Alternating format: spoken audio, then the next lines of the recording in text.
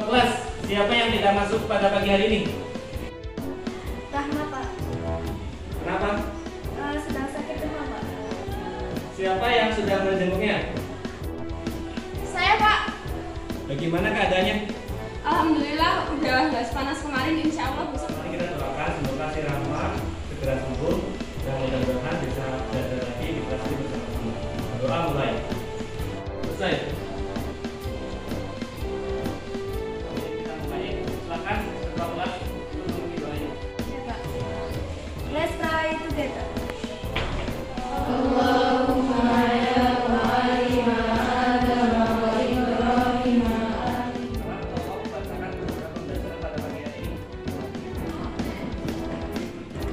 Baik, buat tujuan pembelajaran kali ini, yang pertama, menghitung perbandingan sisi-sisi yang sudutnya tetap, tetapi panjang sisinya berbeda. Kemudian yang kedua adalah mengidentifikasikan pengertian perbandingan trigonometri pada segitiga. Kemudian yang ketiga adalah menemukan nilai perbandingan trigonometri suatu sudut pada segitiga siku-siku.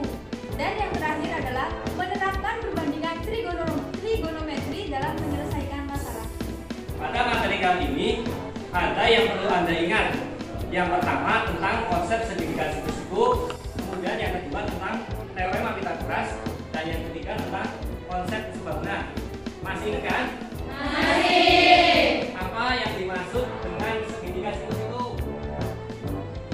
Segitiga siku-siku adalah suatu bangun datar yang memiliki tiga sisi yang salah satu sudutnya memiliki sudut 90 derajat.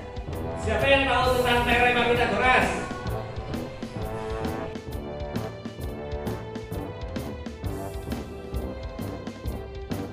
Masih ingat tentang konsep sebangunan? Saya, Pak. Silakan ke depan.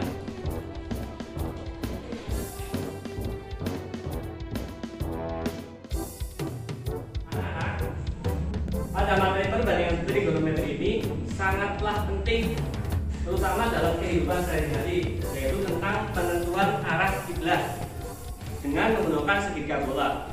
Penentuan arah kiblat telah dijelaskan dalam Quran surat Al-Baqarah ayat 149. Apa bunyinya? Bismillahirrahmanirrahim. Wa min haitsu kharajta fawalli wajhaka syatrul masjidil haram wa innahu lal haqqu min rabbik wa mallahu bighafilin amma ta'malun. Shadaqallahul azim. Ya. Saya, Pak. Dan dari manapun engkau Muhammad keluar, hadapkanlah wajahmu ke arah Masjidil Haram. Sesungguhnya itu benar-benar ketentuan dari Tuhanmu. Allah tidak lengah terhadap apa yang kamu kerjakan. Jadi dalam penentuan arah kiblat, misal geser 1 derajat itu akan menentukan arah kiblat. Misal jaraknya wilayah tersebut ribuan kilometer ke Ka'bah. Jadi nanti gesernya itu akan besar sekali walaupun cuma 1 derajat. Baik, selanjutnya silahkan kalian bentuk kelompok, masing-masing kelompok tuh 4. Baik, selanjutnya Pak Guru akan menampilkan 2 buah gambar pada slide. Yang pertama adalah gambar Masjid Agung yang terletak di sebelah kiri kalian ya. Kemudian yang kedua adalah rumah goyang berasal dari Sulawesi Barat. Nah, setelah itu silahkan kalian amati, kemudian kalian gambar segitiganya, segitiga atap pada gambar tersebut. Tapi sebelum kalian menggambar, adakah yang mau mengomentari gambar ini? Terdapat hubungan yang jelas antara alas dan sisi miringnya. Baik, terima kasih. Ada yang mau mengomentari gambar ini lagi? Jadi, jika alasnya pendek dan sisi miringnya panjang, maka atap masjidnya semakin runcing. Dari gambar-gambar yang telah Anda amati, pertanyaannya sekarang adalah, bisakah kita menentukan sudut dari kemiringan atap masjid tersebut? Bisa, Pak, menggunakan busur derajat. Baik, terima kasih. Tapi permasalahannya, kelompok 4 ini tidak membawa busur derajat. Bisa nggak kita menentukan kemiringan dari atap masjid tersebut? Sulit, Pak. Saya bisa, Pak, menggunakan aturan perbandingan sisi segitiga. Baik, selanjutnya masing-masing kelompok silahkan bikin sketsa segitiga sesuai dengan atap pada gambar tersebut. Kemudian terserah kalian kasih ukurannya.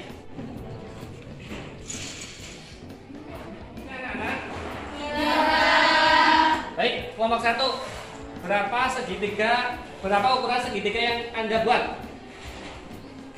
Segitiga yang saya buat adalah segitiga panjang sisi miringnya adalah 7 cm dan panjang sisi alasnya adalah 6 cm.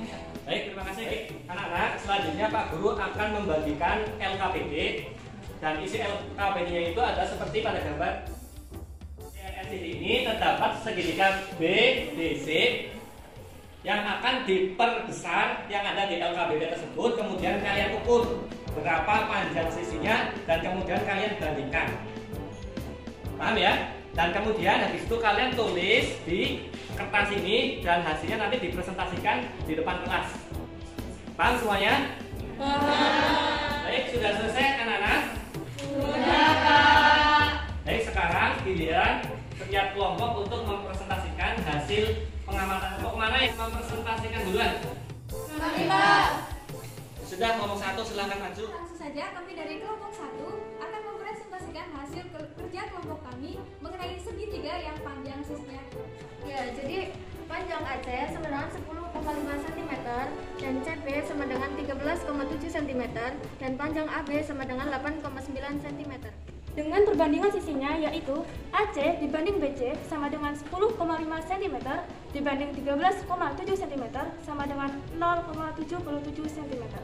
AC dibanding AB sama dengan 10,5 cm dibanding 8,9 cm sama dengan 1,18 cm. AB dibanding BC sama dengan 8,9 cm dibanding 13,7 cm sama dengan 0,65 cm. Kesulitan hasil kerja kelompok kami tentang segitiga yang panjang sisinya diperkecil. Sama dengan 3,8 cm. Untuk sisi BG sama dengan 5,8 cm.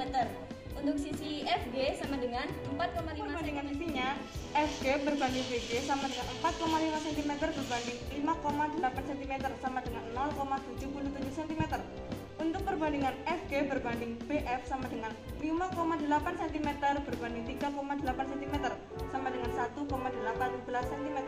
Untuk perbandingan BF berbanding BG sama dengan 3,8 cm berbanding 5,8 cm sama dengan 0,65 cm. Baik, dari hasil presentasi ketiga kelompok ini, adakah dari Anda sekalian yang mau menyimpulkan hasilnya dari perbandingan sisi tersebut?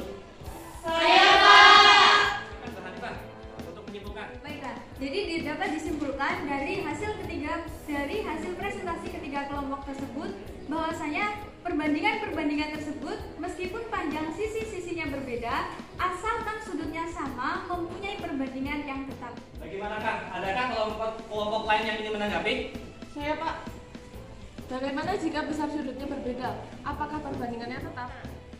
Menurut saya, jika besar sudutnya sama, maka perbandingan panjang sisinya tidak sama. Ya betul, ada nama perbandingan yang tetap itu. Nah, sekarang tugas kalian adalah mencari referensi dari buku-buku atau dari internet. Kemudian setelah itu kalian presentasikan lagi di depan.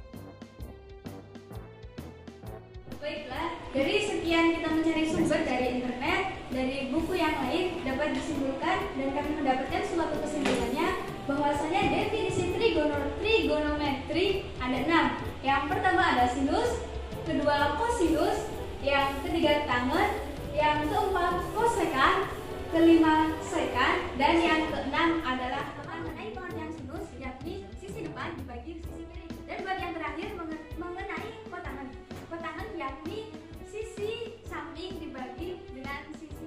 Dan sekarang kalian telah mengetahui tentang definisi trigonometri, perbandingan trigonometri yang tadi kalian dapat referensi dari buku dan dari internet. Dan kemudian yang terakhir, Pak Guru akan membagikan LKPD untuk kalian kerjakan lagi. Saya ngukur, kamu yang nulis ya. Iya, Bila. Panjang EG sama dengan 1 cm. Panjang GF sama dengan 2 cm.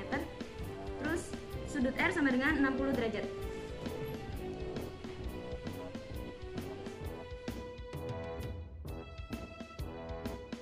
Sudah selesai semuanya? Sudah. Baik, kalau sudah selesai, giliran Anda mempresentasikan hasil kerja kelompok Anda semuanya. Dari kelompok 4 akan mempresentasikan hasil kerja LKPD dari segitiga EF sama dengan angka 3, FG sama dengan 2, EG sama dengan 1.